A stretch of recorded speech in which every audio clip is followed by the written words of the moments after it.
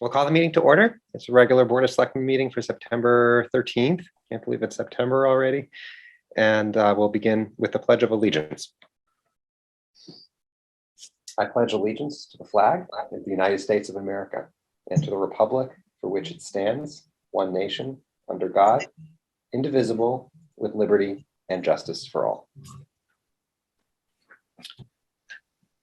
So the way we are doing public audience these days is that anyone can speak during the meeting for up to 5 minutes. And we just ask that you register by sending an email to townmanager@simsbury-ct.gov by noon of the day of the meeting. You can always send your written comments to be emailed to that same address, and they'll be distributed to all the members of the Board of Selectmen. I did want to begin. We've, I think, 2 members joining us tonight, and I'll begin with Joan Coe. Hi, Joan. Hi there. Can you hear me? We can. Good. Thank you. The town has lost many professional employees as a result of Town Manager Maria Capriola's management style. Town Manager Maria Caprioli did not have the courtesy to thank the town clerk for her 5 years of service to the town before she left the town clerk. The town clerk left due to a toxic work environment in town hall. The Board of Selectmen should take notice of the continued resignations due to a toxic work environment. It is time for town employees to vote no confidence in Town Manager Maria Capriola. Town Manager Maria Capriola accepted salary increases when her staff did not receive a raise in 3 years. The union is now in arbitration. Will the town clerk that resigned receive her increases when the union contract is finalized? The Board of Selectmen should not give raises to the town manager before all union contracts are finalized. Recently, Sean Kimball, our past interim town manager, came to town and tried to visit with town manager Maria Capriola, who was too busy to even acknowledge the fact that he took the time to stop in her office where she was working. A town manager should reflect the tone of the community. Town manager Maria Capriola is tone deaf. Now that there will be a newly elected first selectman, the Board of Selectmen should eliminate the $10,000 stipend for the first selectman, as it is not mandated in the town charter. West Hartford mayors do not receive a stipend, neither do the mayors of the surrounding towns. I recently reviewed the Memorandum of Understanding, MOU, between Town Manager Maria Capriola and the Police Commission that was confirmed by the Police Commission and the Board of Selectmen. The Board of Selectmen approved the MOU on November 9, 2020. It appears that the MOU was initiated by Town Manager Maria Caprioli as a result of the firing of Sergeant Trumley for being untruthful by Chief Poulter. Town Manager Maria Caprioli usurped the powers given to the Police Commission with the non-binding MOU, giving her unlimited control of town government, including the police department, with Chief of Police directly reporting to the town manager. As a result of the MOU, Commissioner Jim Fleming resigned from the Police Commission after many years of service, stating, quote, he believes in the rule of law, end quote. Commissioner Mike Long orchestrated the choice of Nicholas Poulter as chief by allegedly throwing a well-credentialed officer, quote, under the bus, with rumor and innuendo. The officer did not apply for the position of chief. Commissioner Mike Long is a political hack who has politicized the Police Commission. Commissioner Mike Long has been given the code to enter the secured area of the police department, where he has unlimited access to Chief Bolton. Town Manager Maria Capriola has usurped the powers of the state and the charter mandated for the Police Commission's oversight with the non-binding MOU. Commissioner Mike Long and the Police Commission have allowed Town Manager Maria Capriola unlimited control of the police department. The police department was flooded during the Ida hurricane. As the water entered the basement, the cells were flooded, as were the Sally Port and the training room. The boiler room was also flooded. In the past, the moisture in the police department created mold that affected the health and safety of employees. Basement workplaces are subject to mold, especially when water enters the workplace. Since this is an ongoing problem, it is time for the town to move the police department to a standalone facility. There were over 1,000 more residents in Simsbury, as noted in the 2020 census, with the continued growth. The town has an opportunity to purchase or take the property by eminent domain. The property that was the Wagner property is now owned by Elliott Gersten. The contiguous property has 4 parcels, all owned by Elliott Gersten. 1.4 acres, 0.6 acres, 0.74 acres, and 1.67 acres. The police department should look for grants to subsidize the cost. This property would be perfect for the police department and should be reviewed by staff. On August 28th, the police department was called to the Redstone Pub after the concert on Iron Horse Boulevard. Michael Betkin, the owner of the Redstone Pub, was arrested at the Redstone Pub for allegedly discharging a firearm while drunk, breach of peace, second degree, and reckless endangerment, first degree. It is alleged that his 13-year-old son was at the pub. He had to post $5,000 bond. It is alleged the police department reported the incident to the state, where Michael Betkin will have to have his gun permit rescinded. The Liquor Commission was notified of the incident and has assigned an investigator to review the incident and possibly remove his liquor license. It is alleged that this is a reportable offense with his 13-year-old son at the pub during the incident, with notification to DCF. Mark Lubetkin has a court date on September 30th, 2021. All of my comments will be posted on Simsbury Patch, Twitter at JoanCo, and Facebook. Thank you for listening. Okay, thanks, Joan. I'd like to next recognize Christine Traficante, who's joining us for public audience. Good evening. Just getting through the unmute. Thanks. Can you hear me all right? No worries. We've got you loud and clear. Awesome. Thank you. All right. Good evening, everyone, and thank you so much for your time. I'm speaking to you today to ask you to have the mask mandate lifted immediately. Frankly, I was stunned that you held a vote to show support for the town manager instead of showing support for residents and local businesses. You also supported this mandate with no metrics nor goals to lift it. Now, I've written to many members asking what the information is, and I still don't know what the end goal is. I don't even know if there is an end goal. I'm questioning where the transparency is here. And I wonder how you raise your hand on a mandate without metrics and data to support it, and without metrics and data to lift it. Now, one of the reasons I was given.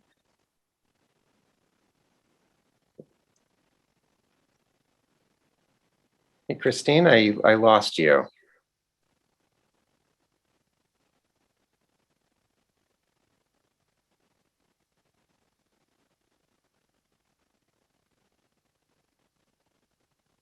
Others aren't hearing? No. No. No, I'm not. All right, Christine, do you hear us? Okay, if she does come back, we'll just circle back to her in a moment. I'm sorry about that. Okay, why don't we? Hi. Oh, Christine, are you there? Yeah, I don't know what happened. Just tell me how far I got, and I won't put you through the torture of having me Not repeat at all. all. Okay. We probably lost you about 45 seconds ago. Okay, well, I'll figure out where that is. Okay. So I guess my thing is, I'll start with one of the reasons that I was told that the mandate was put in place was because of the number of cases. And cases, of course, are people who test positive. But I didn't hear anybody ask if any of these cases were people who were symptomatic. Are they hospitalized, severely ill, or are they on respirators? I'm curious why no one performed due diligence for these metrics to instill, and again, ultimately, we hope to lift the mandate. The town manager and the Board of Selectmen really should leave it up to the individuals and the businesses to decide. Of course, if a person wants to wear a mask, then wear it. If a business wants patrons to put on a mask, then that's their right. But you are a body of politically appointed people who have no medical background. You defended the decision by saying you follow the Farmington Valley Health guidance, but that's just not true. Neither the state nor Farmington Valley Health guidance requires masks in private businesses. I know that it's a tough time and a lot of people feel like they need to be doing something, right? But this mandate is a complete and total overreach. So bottom line, this should be a personal choice, but the town manager and this very board took away the personal choice of the very resident you're supposed to represent. Represent, not control. So I'm asking you once again, lift the mask mandate, allow us to live our lives. Thank you again, appreciate your time. Yeah, Christine, thanks for joining us tonight. I know we don't regularly comment on things that are brought up in public audience, but I just wanted to share with everyone watching that Maria will be sharing another comprehensive update during her town manager report. And then if it's okay with the board, I was going to open it up for questions from members of the board, if there are any at that point, so we can circle back then. Appreciate folks joining us tonight. We'll move on to our presentation, which is an update from the Lower Farmington River and Salmon Brook Wild and Scenic Committee. And that committee is made up of Sally Rieger, Mike Ryan, and Steve McDonald, who are with us tonight. And I guess I'll turn it over to Sally. Good evening. Good evening. Thank you so much for having us. I'm the committee chairperson. We are not the whole committee. We are just the Simsbury representatives. Mike Ryan is here. He's the vice chairperson, and he will be the chairperson starting in January. And Steve McDonald is also here, another Simsbury appointee who is helpful to us with his expertise in engineering. So could we have the next slide, please? Thank you. I'm going to do a little bit of background on the Wild and Scenic River program, just for anybody that doesn't have it. And then I'm going to move into we'll move into the updates. So National Wild and Scenic Rivers Act was passed in 1968 by the US Congress to protect the nation's best rivers for future generations. There are 10 rivers now that are protected as partnership wild and scenic in New England. And the wild and scenic designation will provides tools, funding, and community momentum to protect the rivers and to encourage compatible growth. And we're ready for another slide, please. We're designated, the Lower Farmington is designated wild and scenic under the partnership wild and scenic model, which is a New England East Coast model where most land is in private hands rather than on federally owned. So this is a collaborative program. We work with the communities to develop the study and then to implement the management plan as well. We are advisory only. We have no regulatory power, and the towns remain the primary land use managers. It's a balanced group. The town, the state, there are private representatives, are all equal partners with the National Park Service. Okay, ready for a new slide, please? Thank you. There are three basic principles of partnership wild and scenic. Principle one is resource conservation and protection are fully integrated with traditional use, ownership, and jurisdiction. The second is that management of the river needs to be based on a cooperatively developed plan, which our management plan is. And the third principle is that any land conservation initiatives related to partnership wild and scenic are based on a solely voluntary willing seller arrangements. So we're ready for a new slide. It was a pretty long process getting designated. There was community interest. Our study was authorized in 2006. We began meeting as the Lower Farmington River and Salmon Brook Wild and Scenic Study Committee in 2007. We developed our management plan. The towns had a chance to consider those. And by 2011, we had a management plan, study report that went to Congress, and Congress introduced our designation legislation. We waited from 2011, when those documents were complete, until March 2019, when we were finally designated. Okay, we can move to the next slide, please. There are 4 partnership wild and scenic rivers in Connecticut. Those are the 4 top ones on this slide. The Farmington River was the first, and then the others followed. And we can change slides here as well, please. Thank you. So in order to be eligible to be designated, the Farmington River and Salmon Brook had to have what are called outstandingly remarkable values. That's the wording in the wild and scenic legislation. And these are the ones for the Farmington River and Salmon Brook. So we're getting federal funding now, and all of our funding is guided by these outstanding resource values that it is our responsibility to do our best to protect and enhance. And we can move on to the next slide. Thank you. These are some of the things we've done with our funding so far.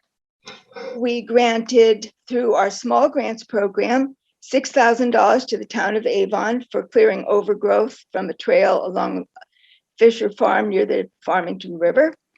We granted $1,200 to the town of Bloomfield to hire a geosystems firm to create maps for their Farmington River Park. And we granted $800 to the East Granby Land Trust for a summer camp program at Grand Brook Park on Salmon Brook, where kids will learn about the stream and the life it supports. We also have the bottom two bullets are contracts. We have ongoing contracts. The bottom bullet points out certain research contracts that are going on, and all these are related to our outstanding resource values. I want to talk a little bit more about the small grants program because I want to encourage the town to take advantage of it. It's open to municipalities, to nonprofits, to educational and cultural institutions. We limited our grants this year to $6,000 for a grantee because we wanted to be able to distribute the money around. They are for river-related conservation projects, education projects, and outreach projects. Municipalities are the two that have spoken up early on, and we do require from all the grantees a 25% match, either in-kind funding or cash or actual fiscal funding. Beginning in October, the federal government will provide our FY22 funding. And if you want more information on this, you'll find our website link at the bottom of the handout that was in your packet, and you need to click on the news. These are just some photos that are kind of fun from the projects, the Avon Trail, which survived Ida in its updated form, the Farmington River Park in Bloomfield, and the kids at Salmon Brook, Brooks Granville Park. So our other big effort is the contracts we do, and Mike Ryan will talk about one of those. Before we move to Mike Ryan, I'd like to just have the next slide up for a minute. It just shows you the towns that are on the Lower Farmington and Salmon Brook Wild and Scenic Committee. You'll see Canton there. Canton was in our study committee, but when our bill was passed in 2019, Canton, whose new river frontage, 1.2 miles that they got through our designation, abuts the upper river that was wild and scenic since 1994. So Canton is now part of the upper river and not part of us. The other 9 towns you see are part of this designation. So each town has a representative and 1 or possibly 2 alternates. We have Farmington River Watershed, Salmon Brook Watershed Association, and Pequabic River Watershed Association as partners on this committee, the Connecticut Department of Energy and Environmental Resources, and Stanley Black & Decker that owns the Rainbow Dam in Windsor, and the National Park Service. And we are all equal partners on this committee. So now I would, if we can put up the last slide so people can see the website if they'd like to. And the small grants are in the news section of that website. And Mike Ryan is going to talk a little bit about one of the new contracts that we have just are getting signed at this point. So it wasn't on our list there. So thanks very much for listening to us. Yeah, thanks a lot, Sally. Thanks, Sally. So I'm going to talk a little bit about the need. We call it the needs assessment contractor project that we're working on. But before I do, I just really have to give Sally some thanks here. Eric, you'll recall the last time you and I met, I was applying to become a member to this committee, and it has just been a great committee to be a part of, right? Just all the work that was done before I got involved to get the Wild and Scenic designation was just unbelievable. And now that they have that designation, they have some funding. I can't believe how many projects are going on, the way this kind of links the towns together, and how many things really impact the river. So this has really just been a great committee to be involved with. And Sally has already told you some of the grants we have flowing. The one that I've been involved with more recently, right? We're still in kind of the formative stage of finding out what the needs are. So we're kind of following the precedent or the path of the upper Farmington River. They employed some people to do some survey work to really do interviews throughout the summer to talk to folks that are using the river, to observe what was happening in certain areas of the river, to see if it was overused, because we've kind of seen some of that over the last year and a half with COVID.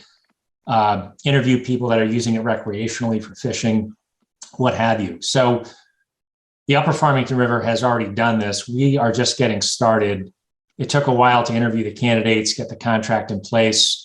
So we weren't able to do the needs assessment through the summer, but we're fortunate enough to find a gentleman by the name of Christopher Shepard, who has agreed to take this position through the fall. And as part of that, he'll be doing kind of his own survey work, his own interviews.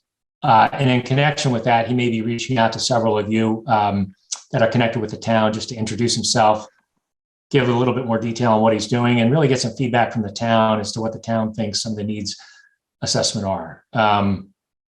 So, even though we have that beautiful park now down by the Drake Hill Bridge, right, his job would be maybe to talk to some of the people that are canoeing there, using it, just get more feedback so we can keep kind of making that positive impression that's been happening there. Thank you, Mike, for sharing that reflection, and Sally and Steve for the presentation. I wanted to open it up to members of the board and see what questions people have.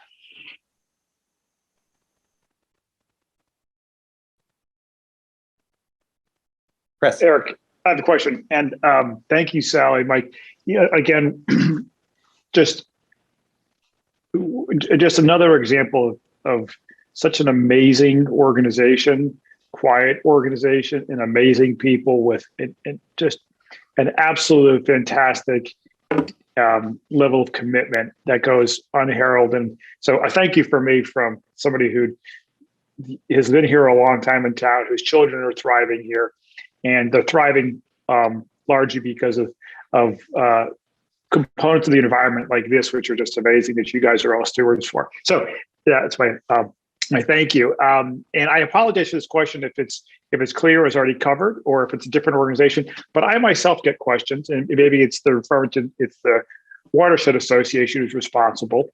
But when it comes to the cleanup of the river itself, the clean out, I think of all the downed debris that occurs over the year, but after a storm like this, just who is the steward of that level of contracting and project maintenance and cleaning up of the river so that it is something that is more accessible and safe? And certainly it is. And I want to go back and thank you, because I think of the river as just what's seen, but there's so much more of what is unseen, which is the greater ecosystem of it, which I know you guys are stewards of. So thank you again. But if you could just maybe point me in the direction so I could myself be educated and also pass that along to people when they ask me. Well, first of all, you're welcome for the work we've done. And Chris, you've asked a very tricky question, because there is no official body that is responsible for removing debris from the river. And I know sometimes, like now, we have what seems like excess, and it can be dangerous. But this is not a question to which I know a definitive answer. I know that some of the Strainers, as the logs in the river are called, are marked now to protect people coming by so you don't get caught on them. I know sometimes some obstructions, for instance, there were some in Avon at high water time in the spring connected to the bridge renovation, and the state did see that got cleaned up by the contractor. But in general, there is no one body that is in charge of it. I do not know what the regulations are that pertain to removing that kind of debris. We do help with the trash cleanup, but to some extent, woody debris is a natural thing in a river, and some of it's good for the river, and it makes hiding places for fish and other critters that live there. So I really can't give you a good answer. Try Mike Glidden. He might be able to help you better. Sally and company, I could comment on that really quickly. Sure. If I may. Please do, Steve. DEP Fisheries has a lot to do with everything with rivers and streams. And that sort of occurrence, they like that in the sense that it offers habitat enhancement, as Sally mentioned. So there are different groups that have different ideas about what should be done with debris in the river. So it's not just a simply, oh, there's debris, we need to remove it. There are other groups that think, oh no, that's a natural occurrence and that offers habitat and it should stay there. So it's not a simple answer. Thanks, Steve. Are there other questions? Okay. Well, thanks again for being with us tonight. And if there are ways that we can engage with your committee outside of this forum once a year, I would welcome that opportunity and hope to see Simsbury on the list next year of small grant recipients. That would be neat. I hope so too. And I'll tell you why, Eric. We have a federal funding program, and we are part of the FRCC's funding program, which is called a cooperative agreement between the Park Service and some entity that has the capacity to pay the bills, because the Wild and Scenic Committee is a non-entity as far as that's concerned. We have a fiscal agent. FRWA is our fiscal agent. So these cooperative agreements run 5 years, and we came in year 4.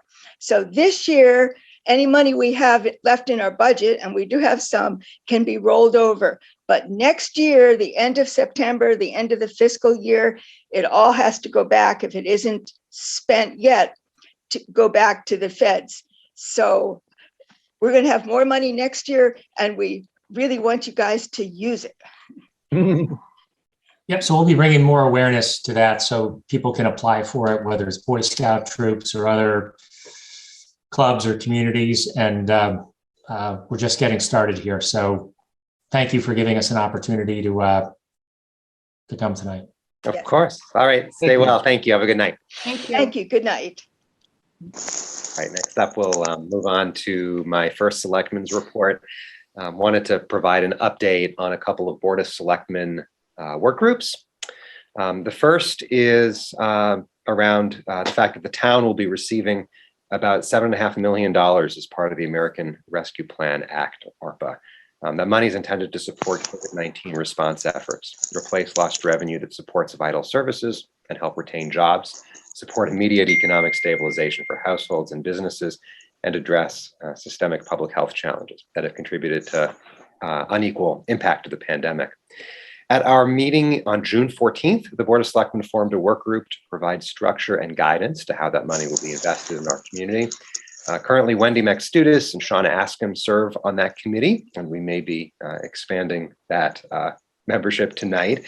At our meeting on August 9th, we received an update on the work group's progress, and that presentation will be linked in the version of this report that's emailed out tomorrow. At the initial meeting of the work group, they identified the need to create a framework for spending the funds and a process for allocating the funds, which needs to be codified by the full Board of Selectmen. And we also intend to seek wider feedback from the community and elected and appointed boards and commissions as part of this process. The other one is the short-term rental ordinance work group. So short-term rentals are properties that are listed on sites such as Airbnb. The work group is tasked with researching and benchmarking how other communities regulate short-term rentals, and they're preparing a draft ordinance for the Board of Selectmen.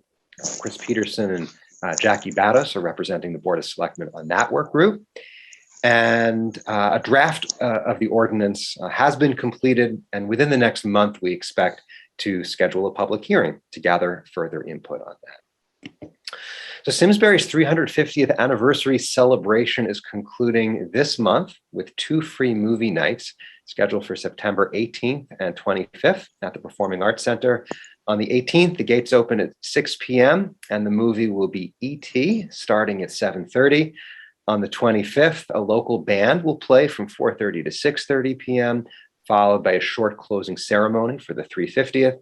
And then the movie that night will be Apollo 13. Free ice cream and snacks will be available both nights, and attendees are welcome to bring a picnic dinner. Also wanted to draw your attention to the Spooktacular Halloween Drive-Thru. This is a partnership between the Simsbury Chamber of Commerce, the Simsbury Meadows Performing Arts Center, and the town of Simsbury. It's a drive-through celebration on Sunday, October 17th. Families will collect treats during the drive-through, which will start on Iron Horse Boulevard and then end at Simsbury Meadows, where there will be food trucks, entertainment, and activities. Attendees are encouraged to dress up and decorate their cars for a chance to win a prize for the most creative.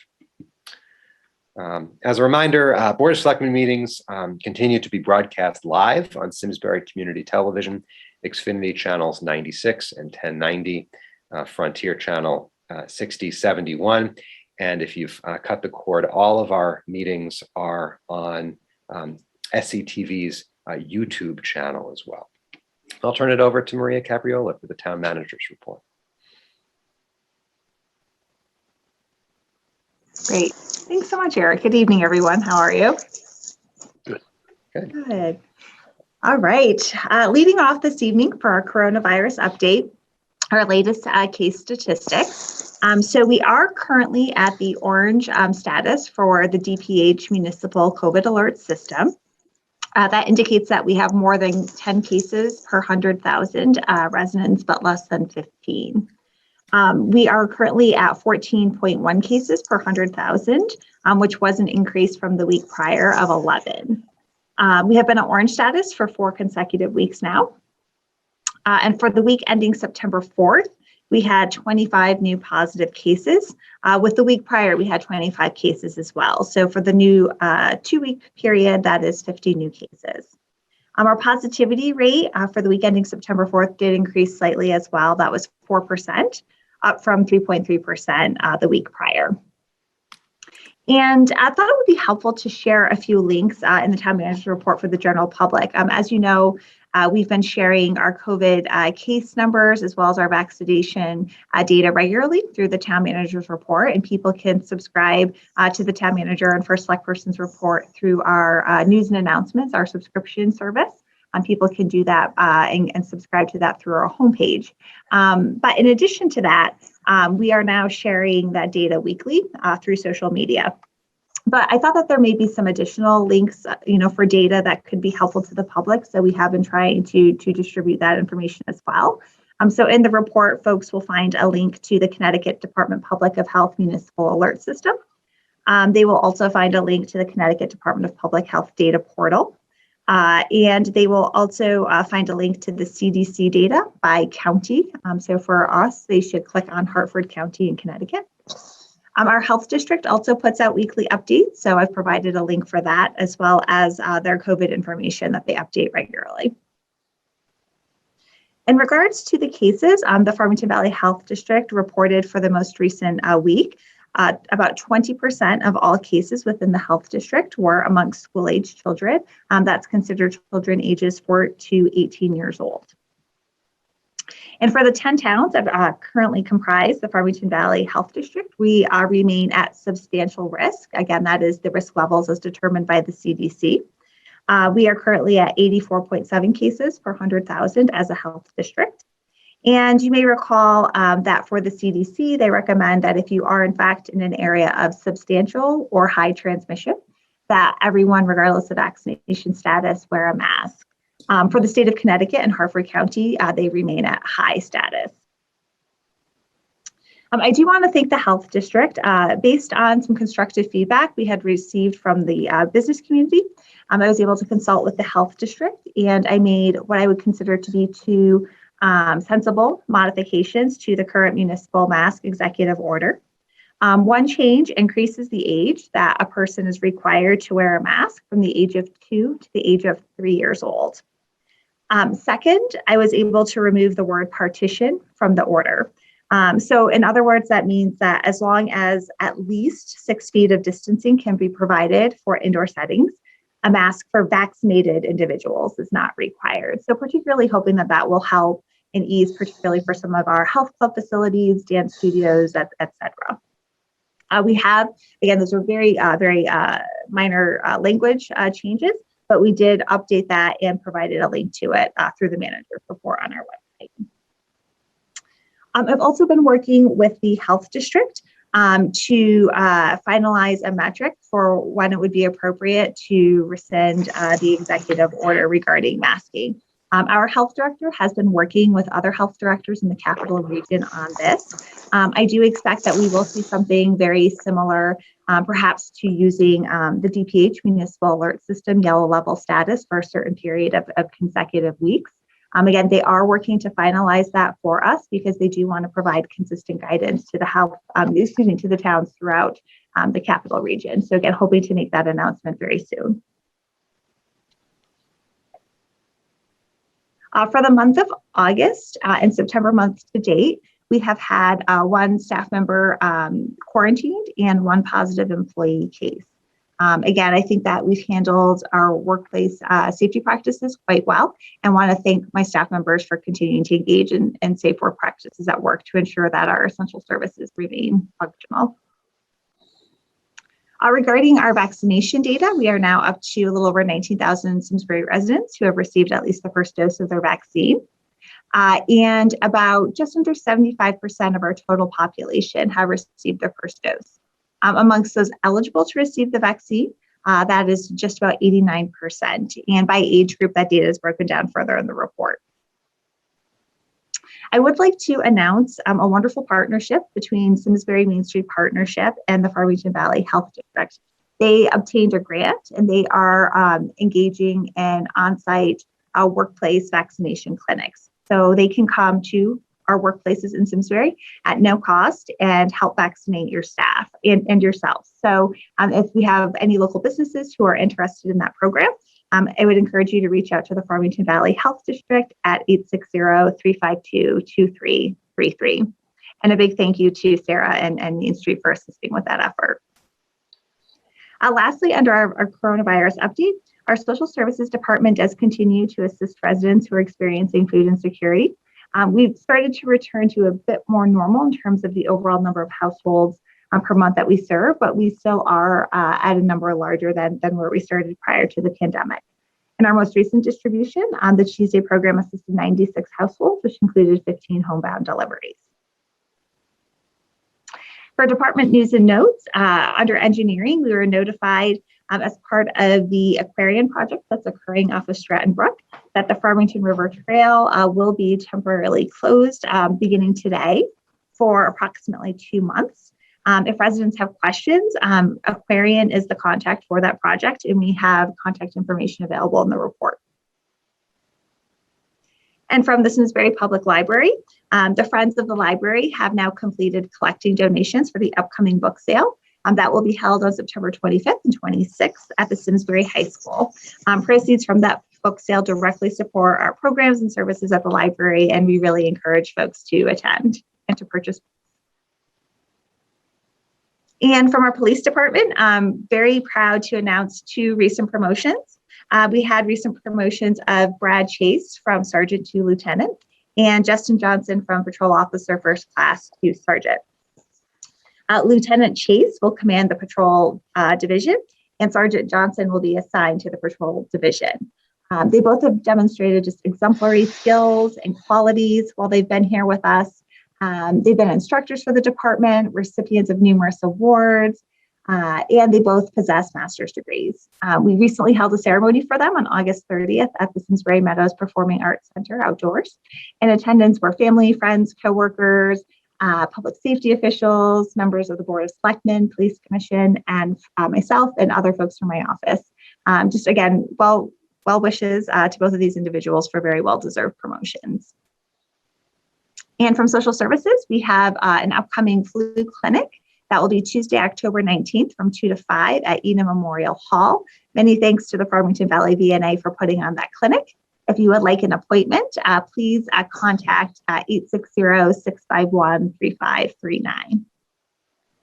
And lastly, some very good news to report from our office.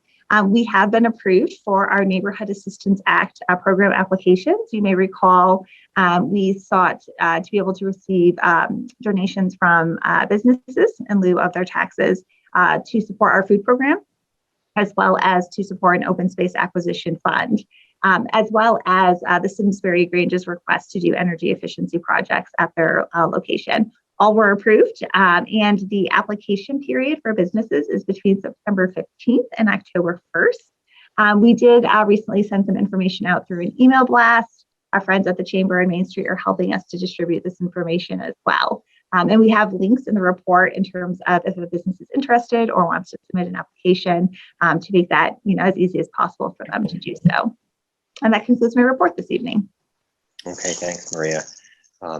I know you, Maria gave a comprehensive update on some of the metrics that we're looking at around our COVID numbers and some of the changes recently she made to the mask mandate. I know we've heard, passionately from many members of our community on both sides of this issue, and I just wanted to see if there were any questions from members of our board for Maria tonight.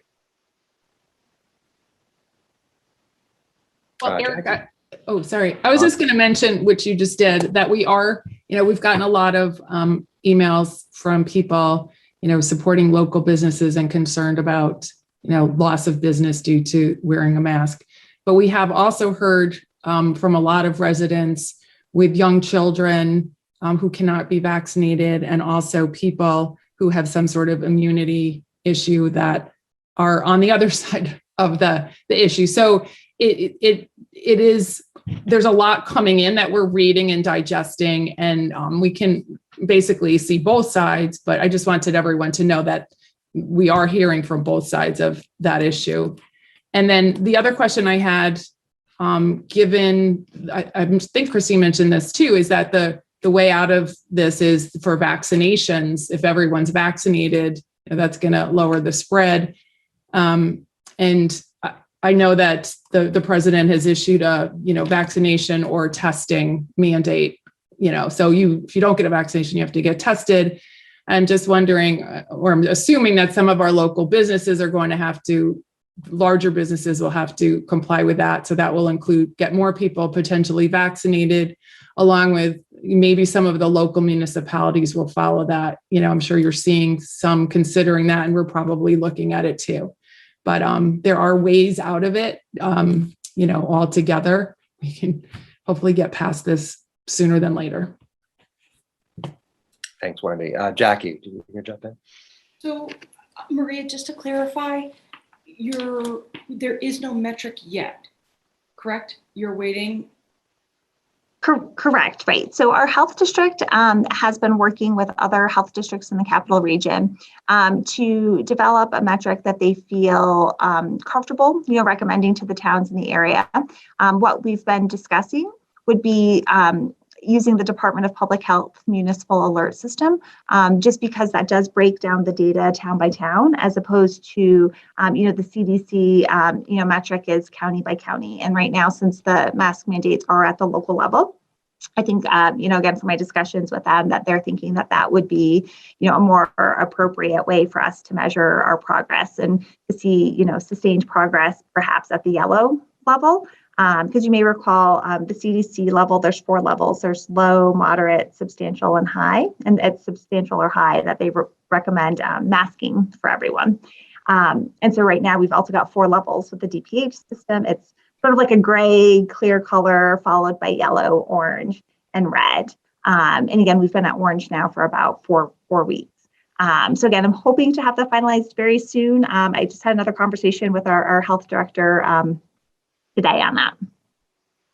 Maria, it's true. The only reason we're waiting is because they've asked us to hold off until they finalize the conversations with their town. We essentially have the metric, right? Correct. I mean, it is yellow, and whether it's 2 weeks or 4 weeks, but the metric is done. It's just we're waiting for coordination. And what's frustrating is we thought we had coordination on the front end, and then I think some towns got cold feet due to feedback, not due to recommendations from the health district or the CDC. That was my second question. Yeah. How, and I'd like maybe Maria to speak to it a little bit just to catch people up, because here we are, but we're surrounded by towns that do not have the mask mandate. If you could speak to that. Sure, absolutely, Jackie. Thank you. Absolutely. So I think I may have spoken to this a bit back in August when we had our special meeting, but there was an emergency meeting of the Capital Region Council of Governments amongst the municipal CEOs. So that that is the elected first select people and mayors who also serve as the chief executive, as well as the town managers who serve as the chief executive. So we did discuss it as a larger, capital region. Approximately a third of the towns in the capital region, including us, did proceed with a local mask mandate. Folks in general were very supportive, and ultimately, as a capital region, we did issue a letter to the governor trying to persuade him to try and tackle this at more of a regional level, whether it's a statewide level, county level, et cetera. At the Farmington Valley Health District level, I believe we may have spoken about this as well, but definitely thank you for the opportunity to reiterate it. So our health district is recommending that the towns within our district have a similar mask policy. In fact, they did ask me to circulate our mask order as a sample to the other communities, so they would have that available to them should they decide to follow through with the advice of the district. So I have provided and shared that information with the other 9 towns in the Farmington Valley Health District. But to your point, right, currently our only geographic neighbor who has a mask order in place is Bloomfield. So just trying to, be as transparent as possible. I understand they've asked you to share it, but if we're following Farmington Valley Health, if that's what you're saying, district, why are the other towns not, or why are we? And it just doesn't make sense. Sure. I don't necessarily feel comfortable speaking, for the other communities' CEOs. In terms of, my decision-making process, I think all along we've tried very carefully to follow the guidance of our health district as well as the CDC, whether it was in regards to our workforce, just safe practices in terms of providing our municipal services, et cetera. So again, we've really tried very carefully to follow that public health advice. And at this point in time, that is the advice of both the CDC as well as our health district. And again, based on our case data, since we were pretty rapidly, increasing in terms of positive cases, as well as seeing a pretty large number of our cases being amongst vaccinated individuals. Those were some of the data, as well as the fact that it was the, recommended best practices from our public health officials. I felt it was the most responsible move to make at the time. I appreciate that. It's just hard if that's the recommendation and you're, without saying it, I'm saying it, the towns around us are not following that. The other thing is, not just to compare to the other towns, but being that we're 89% vaccinated, I mean, that's a huge number. So we're asking people to get vaccinated, but then we're not saying that, they can have that freedom and that choice to not wear a mask. Mm-hmm. That 89% is eligible though, right? The kids that can't be vaccinated don't count. Correct. So the number is actually lower. Correct. That's correct. Okay, yeah. But then that's 75%. We're one of the highest, Sean. I mean, Delta still comes through from even unvaccinated is the challenge, right? Which is why the health district, who I don't think can mandate us anyway, and they didn't during the pandemic, right, Maria? That's correct, right? They don't have the ability to mandate. They can only recommend. And right. Again, so it's no different than what happened in the pandemic. And it's it's frustrating for folks. And I've talked to a bunch of folks. I've been yelled at. I've been called more things in the last 2 weeks than I have in the last 10 years. It's really interesting how passionate this argument has been. I mean, I've done some dumb things. I've voted ways that people haven't liked. I've been called a lot of things in 10 years, and I have never been spoken to like I have been in the last 2 weeks about this mask issue. It's really interesting, the passion that's come out. But when you get past the rhetoric and the vitriol and the national bullshit that people get hung up on, whether they listen to CNN or Fox News or whoever, the reality is people want out of the pandemic.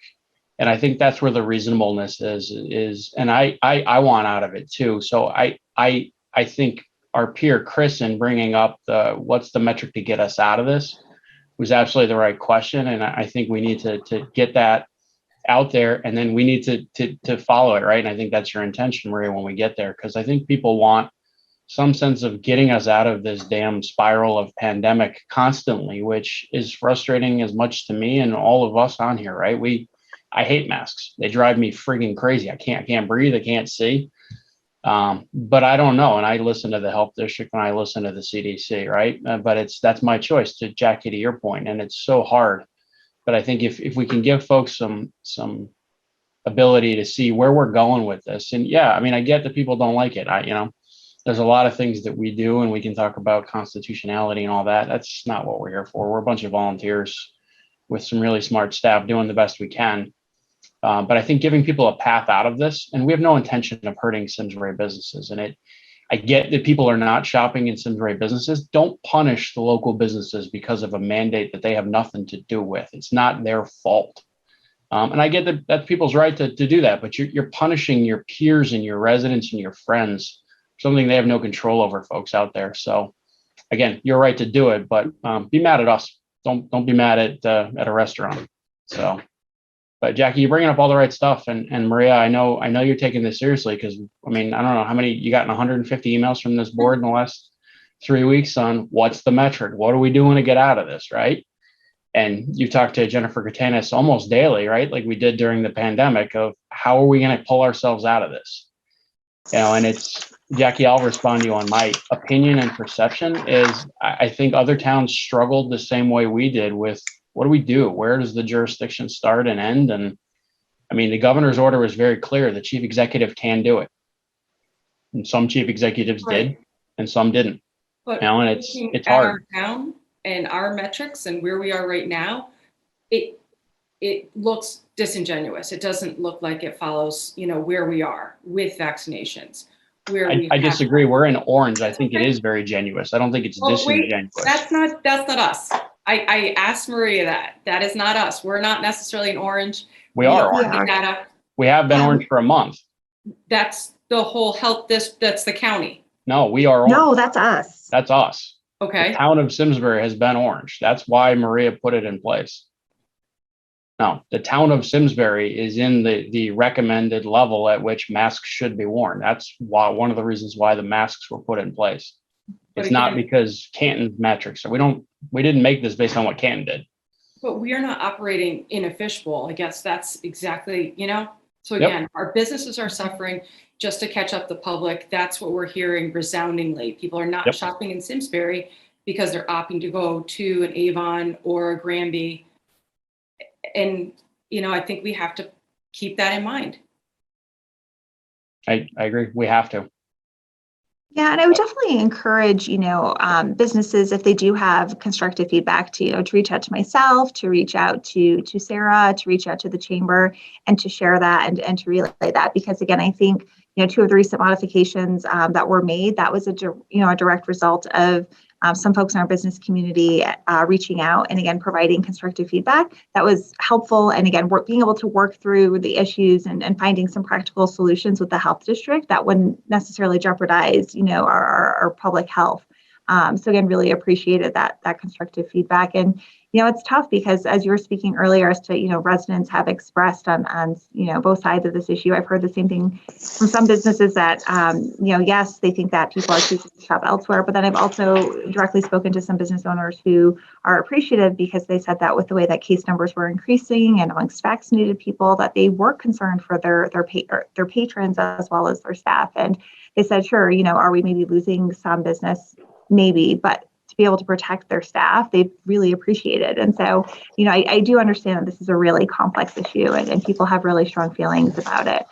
It's certainly not an enviable position to be in as the municipal CEO. I know there's myself and 168 counterparts that, none of us, or I shouldn't say none of us, but I suspect very few of us, ever would have thought that we would have found ourselves in this position or having to make this decision.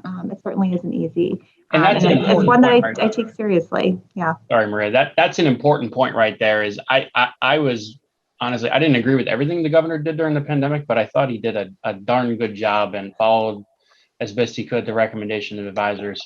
I think it's really lousy that you and the rest of the 168 CEOs are in this position, because I think the political courage at the state level disappeared, and they were tired of the feedback, as you saw at Board of Ed meetings and otherwise, and they've now punted it down to the towns. And this is exactly what happens when you do that. And everybody's trying to do the best thing. But when you go on 169 different ways, that is not good public policy. We're all in it together or we're all not in it, right? Because we all, to Jackie's point, what you're driving at, Avon it's an invisible border between the town. COVID doesn't stop at one border or another. Right. And we're in this awful position. Respectfully to the governor, due to lack of courage at the state level, either follow through on it or get rid of it is I think what should have happened here. And this whole, just to summarize, I mean, I don't know if Maria, if this was talked about, the impact to the businesses when the mask mandate was put in place. So that's all I'm asking, is to please consider that. And we now have the feedback. Again, people that want to wear masks can wear masks. I go to a coffee shop, even before the mask mandate, 50% people were wearing masks, 50% were not. So that's a choice, but now we've taken that away. So I really think we need to look at this, and we're hurting our businesses in town. So I don't know, can you state again for the public, the metric you're working on, but you're doing updates Mondays, is that correct? Right. So previously, I had been essentially summarizing the data that's released by the state, and I was providing that through the town manager's report. But while the mask order is in place, we've now shifted to sharing the data weekly. We get some of the data on Thursday. Some of the data comes out Friday afternoons to Saturday morning. So as a result, people could expect to see the weekly updates on Monday. And you're recommending we have to be in yellow in order for the mandate? Yellow, correct, for at least several weeks. And again, I think that's where, some of the health directors are trying to kind of pin down how many consecutive weeks, is a trend in the good direction. Because another thing is, right, we don't want to be yo-yoing back and forth. That's not helpful to anyone. And again, so, at what point in the yellow is it good sustained progress in the right direction? Just, for comparison in terms of, how contagious the Delta variant is. And, we are seeing about 40%, I think at some cases it's been as high as almost 50% of all more recent cases in the health district being amongst vaccinated folks. But we had a really good stretch in late spring, so late May through June into early July, where our case numbers in Simsbury were so negligible, the state wasn't even reporting the numbers on a weekly basis. And we were in the gray clear level, which is the lowest level for 11 consecutive weeks. So we did really well for many months, right? And we saw a lot of those restrictions loosening and we were doing so well. But in a relatively short period of time, the case numbers just turned around so quickly on us, which is incredibly unfortunate. Thanks for this conversation. I just wanted to see if there were other questions for Maria before we move on. Okay. Selectmen action. The first item A is tax refund requests. Is there a motion effective September 13th, 2021 to approve the presented tax refunds in the amount of $35,694.80 and authorize town manager Maria Capriola to execute the tax refunds? So moved. Second. All in favor? Aye. Aye. Motion carries. Item B is a generous donation from the Simsbury Granby Rotary Club.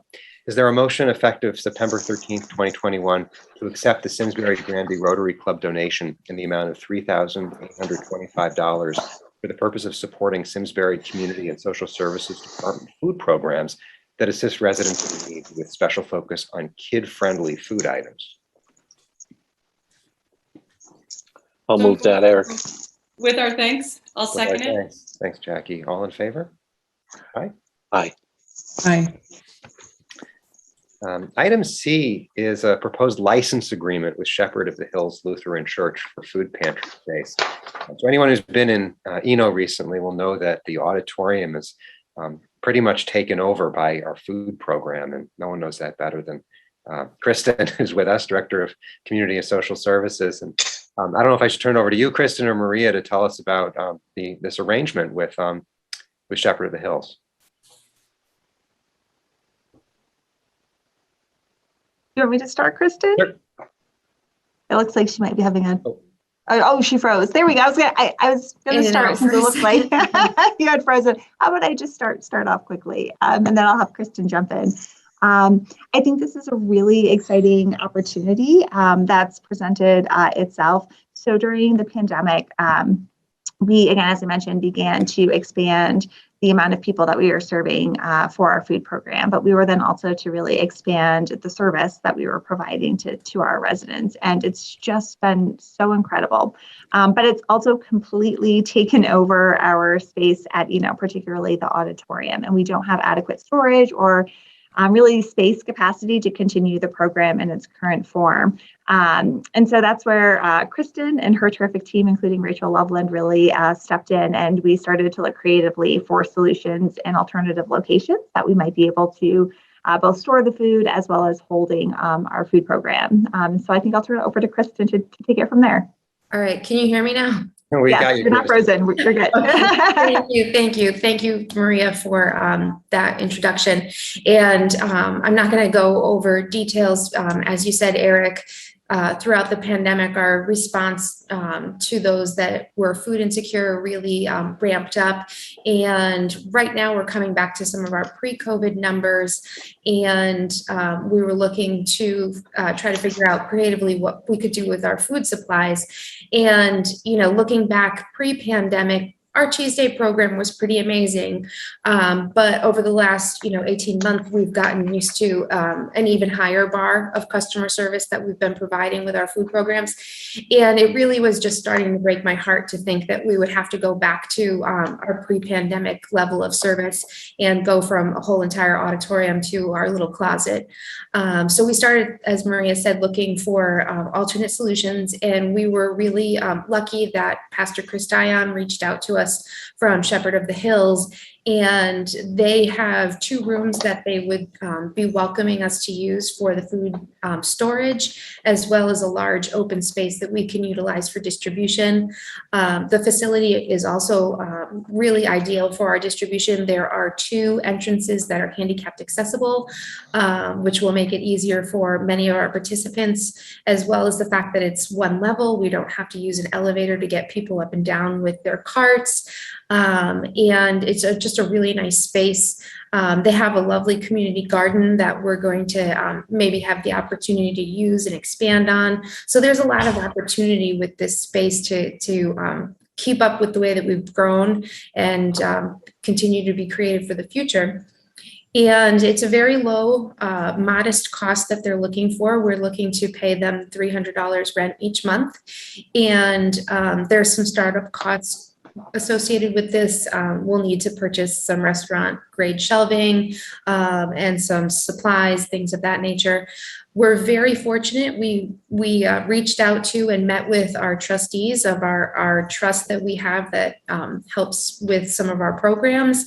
And they are very excited about this opportunity and happy to provide us with the funding to make this happen. So it's going to be at no cost to the town to relocate the food pantry and continue with a high level of service for our customers. And I'm really grateful to Maria for being open for us to look at this opportunity and allowing us to think creatively. And preemptively very thankful to Tom Roy and Public Works because they're going to help us put everything together and relocate. So we're hoping that we'll be in the new space in November. And at some point, we are going to have a grand opening so that everyone can come and see where the new space is. Hey, thanks for that summary. Are there questions for Kristen? I think you've answered them. Okay. Good. On the motion. Is there a motion effective September 13th, 2021 to approve the license agreement with the Shepherd of the Hills to lease space to support our food programs and to authorize town manager Maria Capriola to execute the agreement? I'll make that motion. It's Wendy. By Wendy. Is there a second? Second. Chris seconded. Any further discussion? All in favor? Just Oh, I'm sorry, I missed you. Go ahead. just a huge thank you. And again, another example, continued example of this sense of community we have and people answering a call for those that may need the help and do so quietly. This is amazing. So thank you. Here, here. Good point, Chris. All in favor? Aye. Aye. I assume Thank you. everyone- Yeah, all right. Thanks, Kristen. Item D is an MOU with the town of East Granby for disposal of leaves at the Simsbury transfer station. Tom, were you able to, can you provide a summary of this one? I don't know. We've had a pretty full night, and I don't think this is going to be very exciting. But we work very closely with all of our neighboring towns. But East Granby has a unique need in that they have a lot of leaves, and coming into the fall, they don't have a good place to put them. We have additional capacity at our transfer station. We are permitted to have leaves for composting.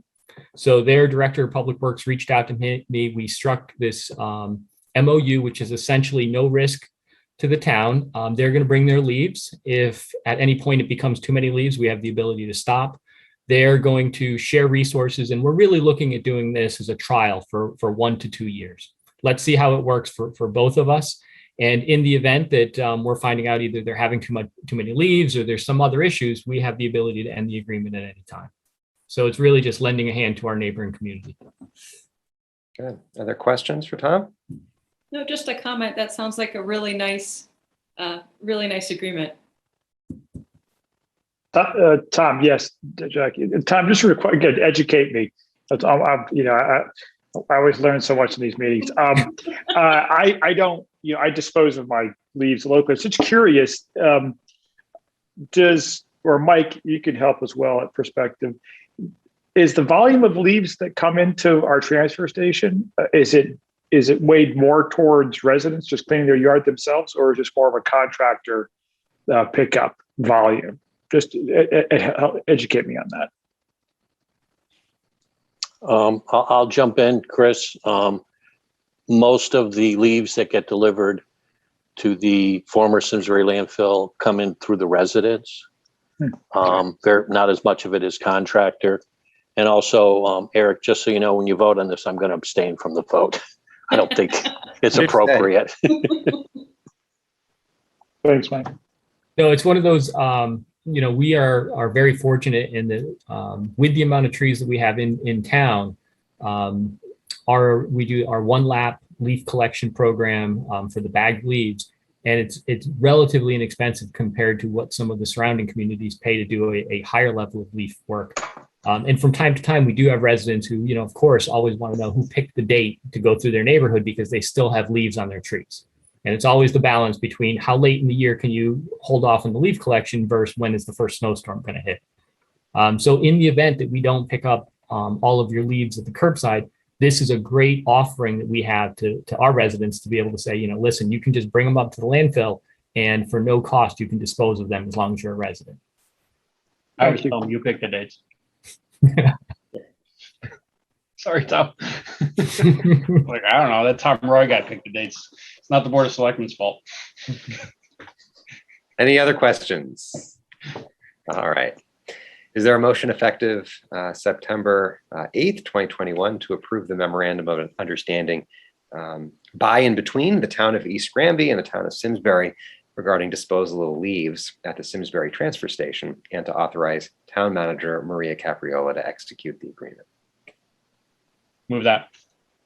Second. All in favor? Aye. Aye. And Abstain. all right, so that is 5 ayes and 1 abstention. Thank you. Thank you. I'm going to move on to item E, which are revisions to the Deputy Finance Director, Deputy Treasurer job description.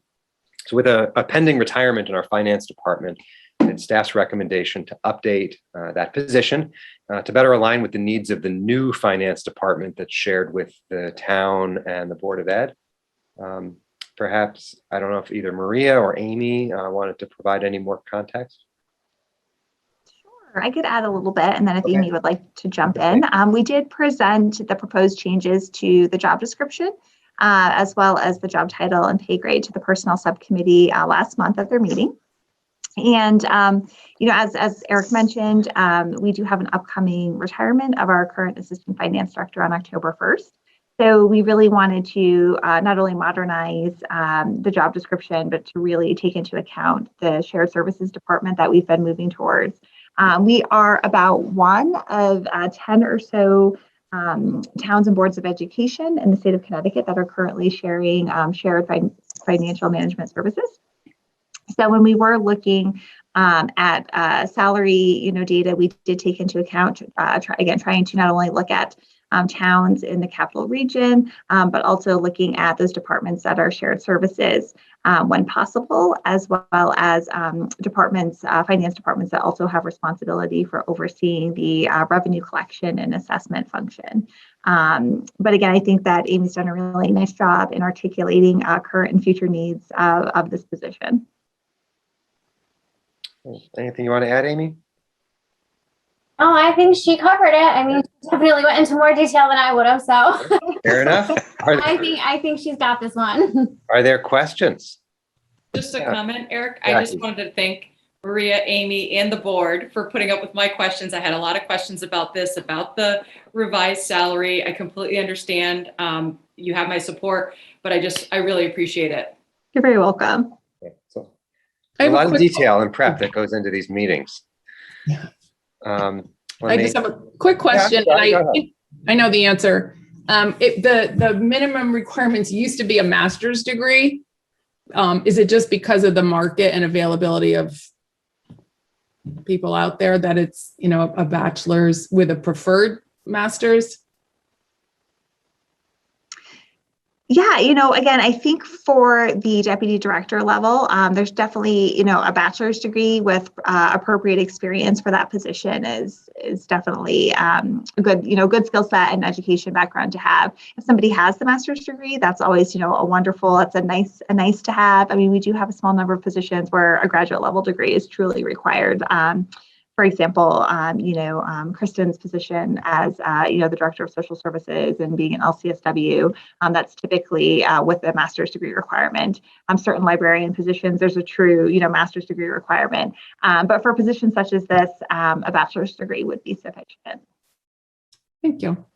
I would just like to add that I have my bachelor's, not my master's, and I think I'm pretty okay. So. All right, well put. Other questions? Also, you can add, which is important. Yeah. Yes. Touche. We can talk about prior experiences where we've had a challenge of adding. So, at any rate. Is there a motion effective October 2nd, 2021 to approve the revised job title, job description, and pay grade for the Deputy Finance Director, Deputy Treasurer position as presented? So moved. I'll second that. Mike, any further discussion? Yep. All in favor? Aye. Aye. Anyone opposed? That motion carries. Thank you. For item F is a supplemental appropriation request for the building division. A little bit of context here. Over the past few years, we've seen a significant uptick in building activity in town. In the packet, Maria shared that just as an example, the number of permits issued has increased 46%, the number of inspections increased 36%, And as a result, staff is requesting a $40,000 supplemental appropriation to hire temporary help for the remainder of the year. And I'll share that this is a cost that is expected to be offset by building permit revenue. Henry, thanks for being with us. You're looking tired, but in a good way. I understand why. I just wanted to see what you or Maria wanted to share beyond what I've already shared. If I could pipe in, I think that, and this is really a good commercial for the department here. Even in our lowest period of time for lowest, which was about 10 years ago, our department was operating at what most departments across Connecticut consider their highest level of activity. So, and by other comparisons, and I don't mean to comparison shop too much, but we in our lower period per inspector were about 50% more activity that we were with permits, inspections by dollar volume, whatever metric you wanted. And at our current level, it's almost double what most departments are doing per inspector. So having said that, it's achievable. I think we've done a great job with that, even with the pandemic. We've done some common sense approaches to how we do inspections and get permits and using technology, et cetera. But at some point, both Dwight and I are falling behind in our education credits. We haven't had really spent the time to do those. We're required to have 30 hours per year outside education to keep our licenses. Some of the things that we would like to do with outreach to community, we just have not done for the past couple of years because there is no time in the schedule. So having said that, this would allow us a time and we've reached out to a couple of people that would help us out. To basically fill in the blanks for those inspections that can be done by just about anybody. Also to give us a little depth and a deeper bench. At least two of these individuals are seasoned people, so it's always good to get somebody else's knowledge involved that sees something that you might miss because you're too busy going from one inspection to the other. So having said both of those things, I think that the contracted services option is a really great way to do that. Because we could reach out and get some of the people on an as-needed basis in most cases. And just as another side, I've not taken the time that I probably should have for myself in the sense of kind of giving back some of the vacation time. Not a big deal during pandemic because what was I going to do? But now having things coming back to normal and a schedule coming back to normal with people expecting you to show up, there's going to be more pressure to get things done. And I think we pride ourselves here on a very high level of customer service and very short turnaround times for permit applications, very short turnaround times for getting inspections when you need them.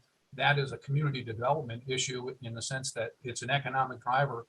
When contractors are tight and they need to have inspections and homeowners need to get their projects done, it's very important to be timely to respond to those inspection requests and permit requests.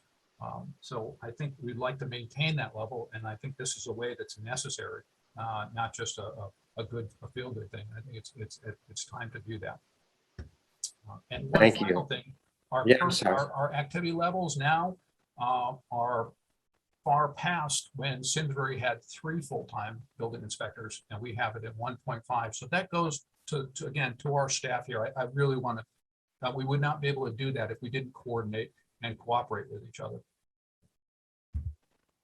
Henry, thank you for the incredibly hard work, between you and Dwight, and thank you also for sharing this data and raising the flag and saying you need help. Sean, were you going to jump in?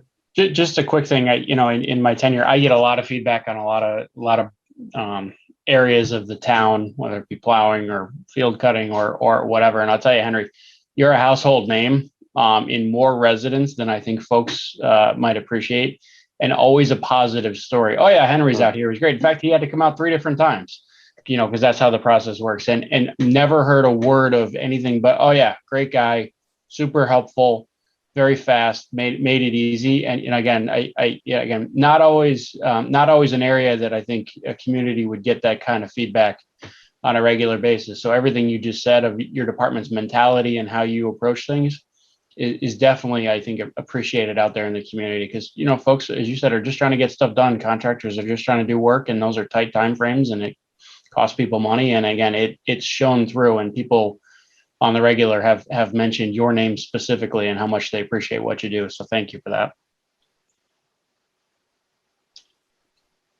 Maria, was there anything else that you wanted to share? No, just I think Henry did a great job, and he continues to do just an outstanding job for the community. And I absolutely support, his request for additional temporary staffing. Are there other questions from the board, Chris? Yeah, just to, because I don't want this to get lost in the well-deserved platitudes sent to Henry. Just for the very first statement, I think it's important for the town to hear, again, residents to hear, that this appropriation is completely covered by the significant influx and uptick in fees that we've taken in. So this is no cost to the town to a certain extent, to make this continued accommodation to support our residents, but to support our business owners as well, who are contractors in this town. Eric, this is Mike. I'd have to echo what everybody else has said. Henry has done a high quality job, and it's a high level job to come in, and he just wows people. Does a great job for the town. Thanks, Mike.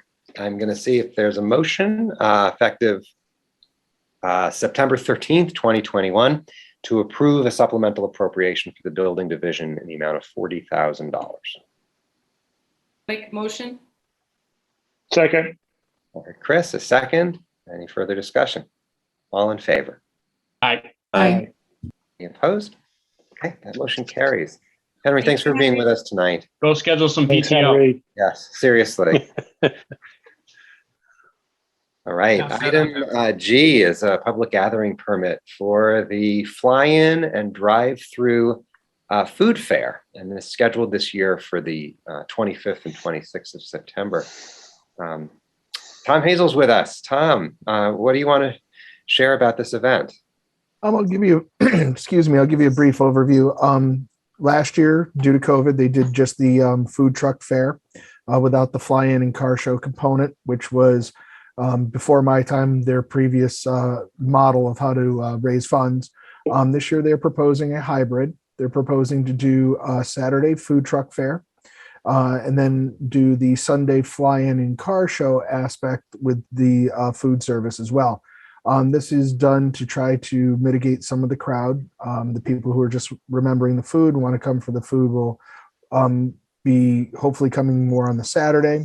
And then on the Sunday, they will get more of the traditional crowd that they used to have. From the Farmington Valley Health District's point of view, there's not a large amount of food trucks there. Also probably to accommodate the fly-in on Sunday and the classic car show.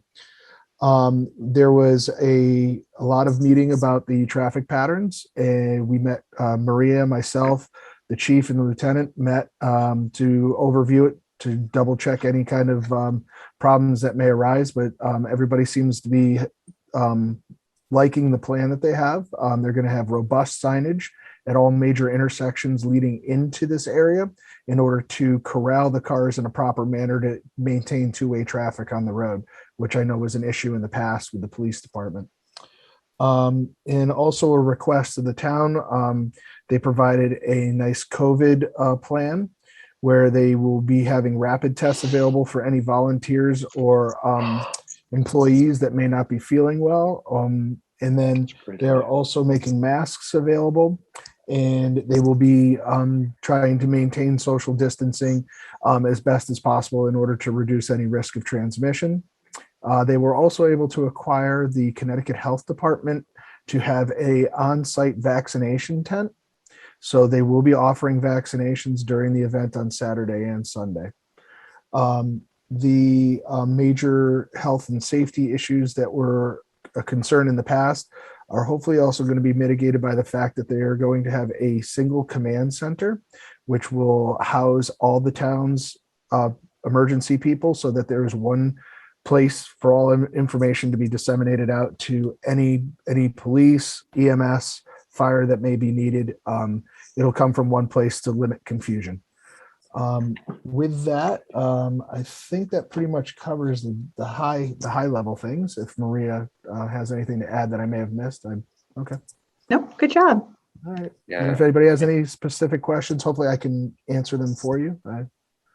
Other questions for Tom? Just Tom, I appreciate that focus on the Unified Command Center. You know, there was an incident a number of years ago, and I know there was some changes made down there with respect to the buffering between the runways themselves and where the spectators were. So, you know, I know traffic and everything else is often important, but this is a unique event, and that we have thousands of people and folks landing airplanes in very close vicinity to those folks. So it's an event that requires a lot of coordination from the public safety side. So thanks for keeping focus on that. Can you talk a little bit about what's happening differently this year with the coordination with Granby in particular to mitigate some of the traffic issues? I know from, it sounds more like the Sunday is the more technical of the days because of the classic cars coming and going, and they're trying to stagger arrivals and departures of those to limit the amount of traffic that flows out at any one given time and to allow the public more free flow access. They will be bringing the public around the north side to come. Let me look at the map real quick so I don't misspeak here. But they're proposing to be bringing most of the public traffic in around the north and coming in from the western side, while the classic cars would be funneled the opposite direction, or I think it's the other way around. I apologize. But they're trying to keep those two going in two different directions so that they're not all feeding together and getting clogged up. And then they'll be having the parking at the church for the public, as well as on the airfield, which they typically underutilized. But I'm sorry, not the church, but the food program over there at the farm. And they're going to try to utilize the airport area for parking more than they have in the past. And then exiting will only be to the right to get out, and you'll have to funnel back around in order to keep cross traffic with the pedestrians to a bare minimum. And like I said, at all signalized intersections, there's going to be 3 approaching signs to instill in the driver that you are to keep going in the direction that the public cars go, and that the classic cars go the way they're supposed to go. So all those will be out at all intersections leading into the venue. Okay, thanks, Tom. Yep. Are there other questions? All righty. Is there a motion effective September 13th, 2021 to approve the public gathering application on behalf of the Simsbury Airport and to authorize the issuance of a public gathering permit for a fly-in and drive-through food fair? Move that. I'll second. Any other discussion? All in favor? Aye. Aye. Opposed? That motion carries. Item H is Small Town America Civic Volunteer Award. So this is an award that honors 100 public service volunteers in towns with populations under 25,000, and they're currently accepting nominations. Each town can submit up to 2 applications per year, and I wanted to see if this group would want to nominate any individuals or groups for this award. I wanted to begin by making one suggestion. For me, there were many individuals and organizations that come to mind. I thought it would be appropriate to nominate our 350th committee, which, as we know, is wrapping up their work this month. They've been at work for several years on programs and events to bring our town together around the 350th anniversary. And to say the least, they've dealt with adversity. And I've just been so appreciative of their tenacity and creativity and finding ways that our community can safely celebrate together during this time. So that would be, my vote to nominate the 350th committee. I wanted to open up for conversation about that or other ideas others may have. Eric, I love that. And, the work of so many there, spearheaded, by Sherry and Chris it's gone on for far longer than they signed up. I think I was talking to Sherry the other day. I think she started it in 2017 was when that group was first formed. So, certainly, I think a longer engagement than many realize. But despite the challenges and raising a lot of money, working with a lot of different groups, never lost the excitement and kept all of us focused on it. So yeah, I think that's an outstanding idea to nominate them. Thanks, Sean. Jackie? Yeah, I'm in complete agreement with you and Sean. Are we allowed to nominate individuals as well as a group? I believe so, yeah. Well, it's funny. I would like to nominate Sherry Cook, not just for the 350th, but for her work with Spirit, for her involvement in the town. So if that's possible, and I don't know if we should have a discussion offline, but with the criteria. Yeah, Jackie, I think that's very appropriate. She's involved in more things than most people even realize. But between Spirit Council and 350th, and there's Community for Care, and I'm missing probably 5, the Housing Authority. Yep. Love it. Great idea, Jackie. I think those are both great ideas. And if we have any others, just maybe check in with you offline. When's the deadline to make this motion? Let me just double check. I know it's coming up in October, but give me one Okay, well, we moment. have one more meeting in September, so we could. October 15th is what we have in the packet. Mm-hmm.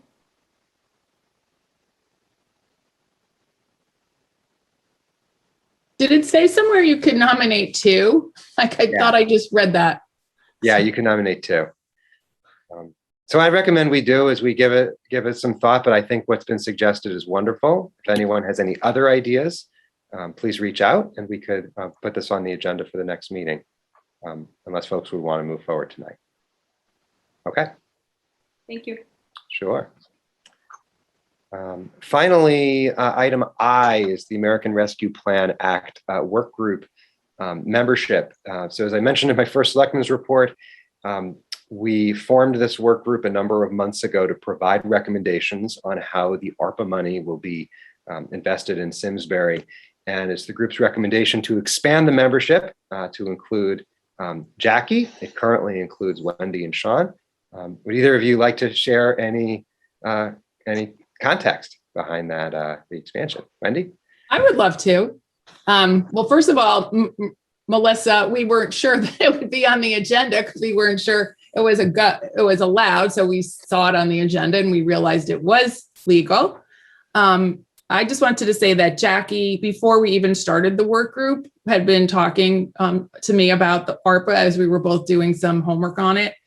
And her interest in the broadband and infrastructure and improved cellular downtown, and her downtown business knowledge and relationship with a lot of the businesses and knowing what is needed downtown more than I do, I would have to say, is an asset to the group. Plus her work with economic development, she brings that to the table. And as Sean and I have been working on this with Melissa and Amy, we realize this is much bigger than a bread box. And you can make it as big, as complicated as you want. So the more bodies on the project, the better in this capacity. And then we can round things out together. Obviously, everything's coming back to the full board, but I think the 3 of us together could complement each other through this process. Well, I think it's a great idea. Jackie, anything else you want to add? No, thank you very much. I'm very interested. As Wendy said, Sean knows we've been on meetings together. So I think this is very important and it's a lot of work.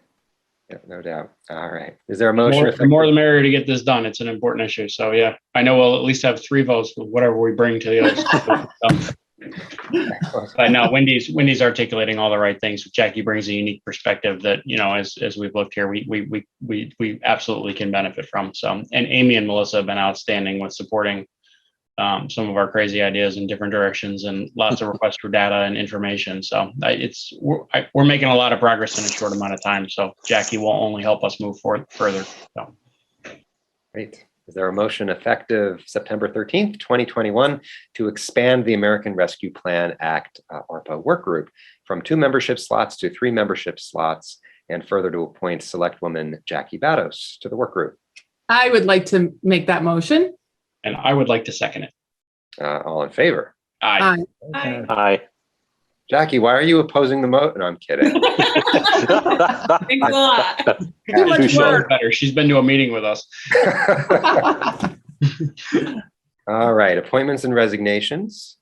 Is there a motion effective September 13th, 2021 to appoint Jesslyn Gao, student, as a student representative, regular member of the YSB, that's the Youth Service Bureau Advisory Board, with a term to expire June 23rd, 2023 upon her graduation.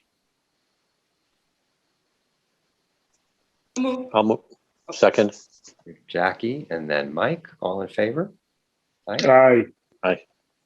Is there a motion effective September 13th, 2021 to appoint Abigail St. Peter Kenya as a hearing officer with a term expiring September 13th, 2022?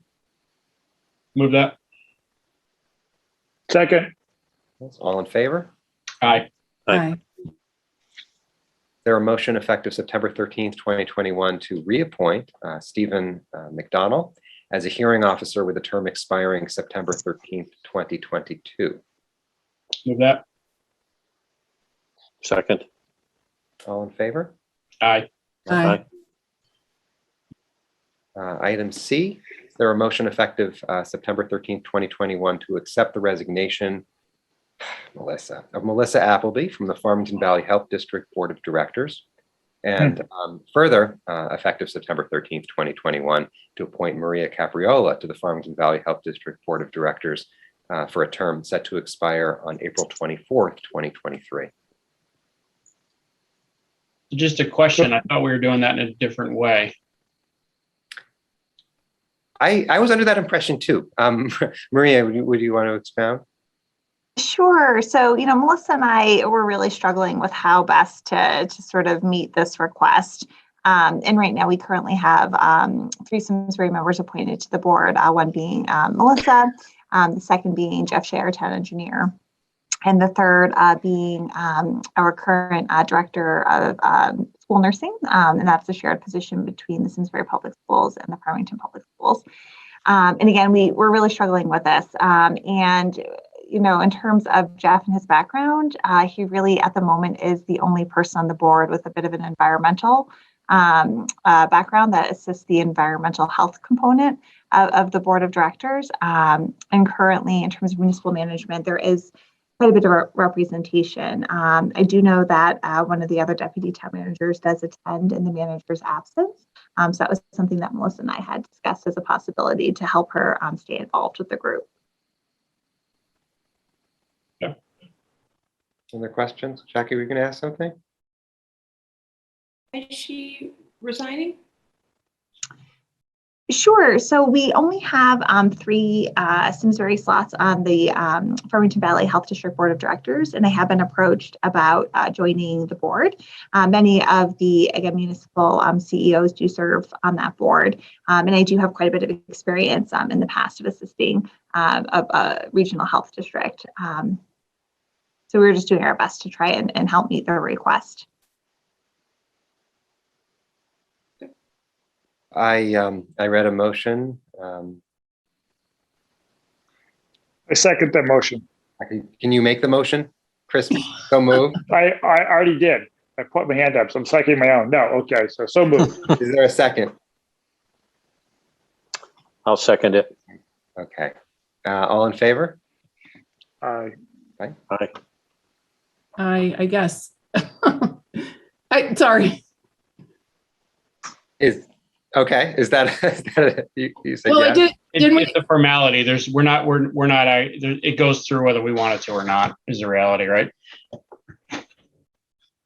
From a resignation standpoint, we've dealt with this. Trust me, Wendy, we've dealt with this before on the resignation. All we're doing is acknowledging it. The resignation stands, whether we want it or not. Yeah. Okay. You can't not accept it. Nope. Okay. Then Trust me, we have extensive experience on this topic. Okay, then We'll talk about that. Any opposed? Okay. Melissa, thank you for representing the town. Absolutely. Yeah, I agree. Thank you. Item E, is there a motion effective September 13th, 2021 to reappoint Ferg Janssen to the Greater Hartford Transit District's Board of Directors to a term to expire on January 31, 2025? Eric, just point of agenda. Did you miss D? Oh, did I? Hold on. Sorry. Yeah. Oh, yeah. Yes.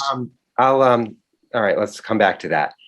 Is there a motion retroactive to August 28th, 2020 to accept the resignation of Sean Fernand Glenn as an alternate member of the Planning Commission? So moved. Seconded with our thanks. All in favor? Aye. Aye. Aye. And is there a motion retroactive to August 16th, 2021 to accept the resignation of Alan Needham as a regular member of the Planning Commission? I'll move that. Thanks. Second. With our thanks, all in favor? Absolutely. Aye. Aye. And Jackie, thanks for keeping me on track. Is there a motion effective September 13th, 2021 to reappoint Ferg Janssen to the Greater Hartford Transit District's Board of Directors to a term expiring January 31, 2025? I'll move that. Second. Second, all in favor? Aye. Aye. Any opposed? Okay, that motion carries. Review of the minutes, starting with our regular meeting on August 9th. Any feedback there? And our special meeting of August 20th. Okay. Eric, I'm not voting on the special meeting as I wasn't there. Okay. No, understood. Thanks. Are there any Selectmen liaison and subcommittee reports tonight? Oh, Jackie, you raised your hand. No, Wendy, go ahead. I'll tell you. well, I was gonna talk about a quick ARPA update. Just that we're meeting tomorrow, kind of to talk about reaching out to our advisors and also further prep for the Board of Finance meeting on the 21st. And then from there, we will probably start meeting with our business advisors who are, we've talked to Sarah, and we'll loop in Morgan. And then we also have reached out to Lisa and Rob as being potential advisors to the committee. So that's where we're going. Okay. Thanks, Wendy. I just had Eric, go ahead, Jackie. Go ahead. Eric, I just had a quick update. Latimer Lane. So Board of Ed has met with Public Building. They've done a walkthrough. And of course, I'm sure Maria knows Jeff Shea. So all the parties that need to be, it's just nice to hear that there's already progress. And I was going to tie that into Wendy if she had anything from Board of Ed side. But that was it. I was excited to hear things are starting. Excellent. Wendy, anything you were going to add on Board The of only Ed? thing after there was multiple anti-mask people there, and one young student came after because he was watching from home and presented his side of the story because there wasn't any pro-mask people there. I think they're just silent, they accept it. And he was watching it from home, and he came at the end of the meeting to represent why he felt it was a good idea because he's immunocompromised, and it was just. And everybody was clapping for everybody in the meeting. But one thing I noted that they've talked about the mitigation, and they did talk about enrollment. And the only funny thing that I saw was that the enrollment in Latimer was less than they had expected for this year. Just struck me as funny. I don't know if the trend is that it's going to increase, but. That's interesting. Yeah. Thanks for sharing, Wendy. Eric, this is Mike. It's really not a liaison report, but I want to thank everybody for the September 11th remembrance on Saturday. That was just phenomenal and well done. Yeah, so thank you. It's an honor to be part of that. Yeah. Are there any other reports? Anything else anyone wanted to share? Okay. Public safety, Sean, is that this week? Yes. Okay. Yep. What is it? Wednesday? Friday? Maria, help me out. Save me. It is the 17th, so it's normal. It's saying Friday on mute. It's a Friday morning. Friday. Yeah, it would have been the 16th. We moved it to the 17th due to some scheduling challenges. So it'll be the 17th at our regularly scheduled time, although I missed the old one, of 8 a.m. I promise to have a long-winded update for you after that, Jackie. We'll count on that. Count Are on there it. any questions or anything anyone wanted to bring up under communication? Okay. I wanted to see if there's actually, before we do this, Melissa, if you can make me a presenter so that I can screen share during executive session. I'll do it. Is there a motion to adjourn to executive session with the Board of Selectmen tonight for the town manager's annual performance review? Move that. Second it. All in favor? Aye. Aye. Aye. All right. Okay.